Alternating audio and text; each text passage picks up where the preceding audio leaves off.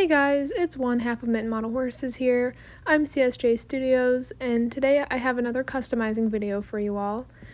So today I'm going to show you how to dapple any model horse custom that you want to. This is a very easy technique. I actually learned this from DJB. She does have a video on how to paint buckskins, which is a tutorial I used for this, but I have used this technique on other models, and you can apply this technique to any color that you want. So we are doing a pastel layer over an airbrushed base. If you want to go ahead and pastel your whole model, there are some videos on YouTube for that, and this technique can be used for that, but I do not have the patience for that. So I go ahead and I airbrush my bases, and then I do pastel dapples on top of it, and it works perfectly fine. So what you're going to want is to have your base color ready when doing your dapples.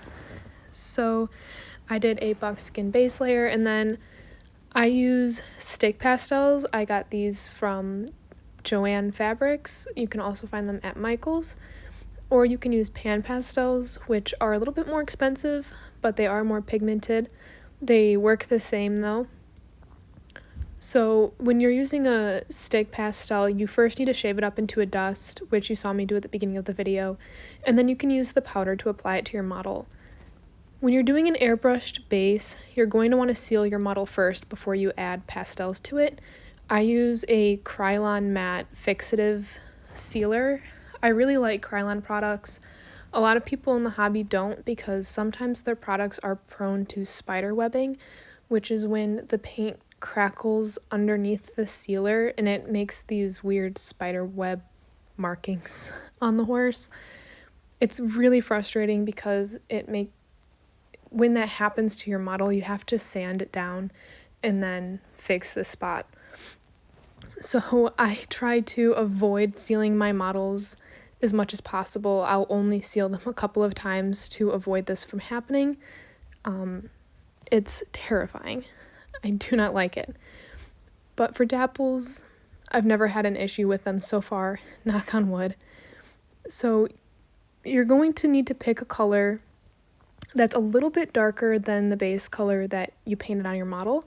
And this is because later on we're going to go in with a kneaded eraser and pick up the color, and that will show the dapples through it. I know that doesn't make any sense right now. It will later. But right now I'm just covering the whole model in this brown pastel. I'm doing a little bit of shading by the eyes, the nose. You can see me in the ears right now with a gray color. The last step I'll do is go in with black for the knees. I've actually already done a pastel layer on the knees. So I just wanted to touch it up a little bit more at the end. But right now I'm going in with my kneaded eraser, and I'm just making little polka dots. You don't want to make perfect circles when you're doing the dapples on here. Kind of make them more in an abstract star-ish, circle-ish shape. Definitely grab a reference so you can see the pattern of the dapples and see how the shapes are. Once you get better at it, you won't need a reference as much, but it's always good to use a reference. So I just twist my kneaded eraser up into a fine point, and then I go ahead and do my dapples from there. So what's happening right now is I'm picking up the darker pastel dust in the areas that I want the dapples, and then the lighter base coat is showing through. Now I'm going on the other side. I'm doing the same thing. This didn't take long at all. I think this whole clip was about 45 minutes. So it was a very easy process, and it's, for me, a lot easier than using an airbrush. I'm sure if I got a nicer airbrush that does finer lines, I could eventually start doing dapples, but those airbrushes run about $500, and I can't justify doing that or spending the money on that right now. So pastels will do for now. If you wanted more obvious dapples, more extreme dapples, just repeat this process with darker pastels. Slowly build up the layers.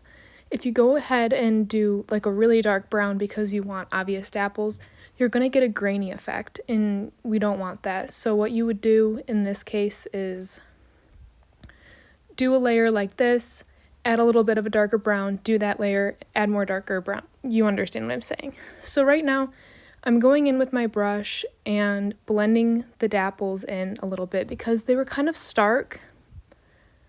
I used a clean brush. I didn't add any more pigment on top of it because I didn't want to put more pigment down on top of the dapples. I just wanted to blend them in and make them look softer. And then I went into parts that I thought I blended in too much and pulled away some more pigment, and then again went over them with the brush, blending them back in to get my desired effect.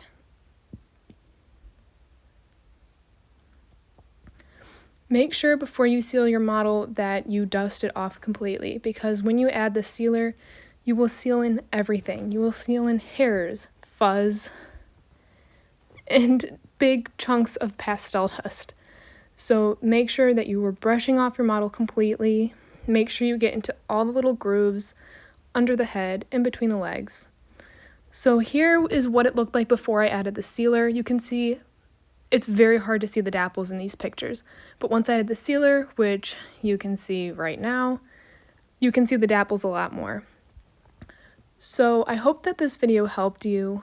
I hope that you enjoyed the video, and let me know if you want to see any more customizing videos, and stay tuned for next week for a how to paint white markings video.